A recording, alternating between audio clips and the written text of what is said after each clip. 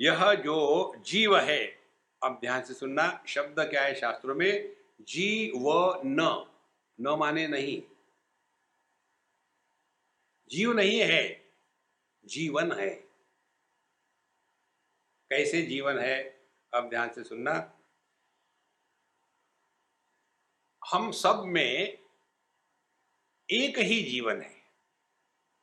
जैसे सभी बल्बों में प्रकाश एक ही है, बल्ब अनेक है, प्रकाश एक है। सभी बल्बों के पीछे बिजली एक है।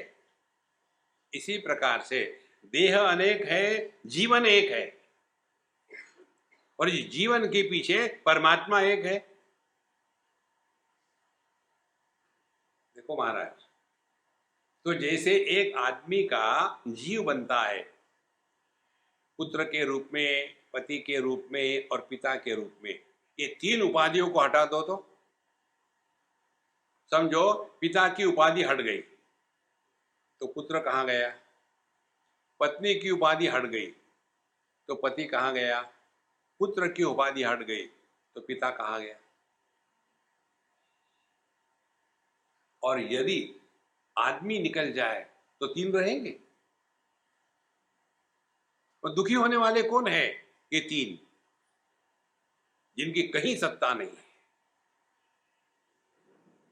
देखो संतो, तो ये जीव जीव के चक्कर में पढ़ना मत। यहां से मूल भेद है बाकी सभी शास्त्र और वेदांत शास्त्र का। योग में आपको बताएंगे हर देह में एक जीव होता है, क्योंकि योग का जो अधिष्ठान है वो है सांख्य शास्त्र, और सांख्य में बताते हैं कि हर देह में एक जीव है। भगवद गीता के 13वें अध्याय में भगवान ने इसको स्पष्ट किया है। कहते हैं इदम शरीरम कौन्तेय क्षेत्रमित्यभिधीयते एतद् यो वेत्ति तं प्राहुः क्षेत्रज्ञ इति तद्विदः। तो ये जो शरीर है, ये क्षेत्र है, खेती है, उसके मालिक को क्षेत्रज्ञ कहते हैं।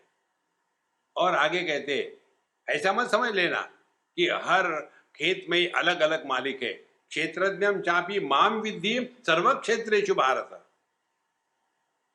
सभी में मैं ही प्रकट हो रहा हूं। ध्यान से सुनना। तो क्या बातें हो गई? तीन। बिजली जो प्रकट हो रही है, प्रकाश, बिजली का प्राकट्य किस में हो रहा है? बल्ब में। परमात्मा प्रकट हो रहा है, उसका प्राकट्य जीवन, और किस में हो रहा है? देह में। अब देह अनेक है, इसीलिए हम जीवन को जीव बना लेते हैं। तो जीवन यह परमात्मा की अभिव्यक्ति है, और जीव ये व्यक्ति है। तो साधना क्या हो गई? व्यक्ति से हट करके अभिव्यक्ति में पहुंच जाओ, और अभिव्यक्ति से निकल करके जो अभिव्यक्त हो रहा है वहां पहुंच जाओ। यही साधना है।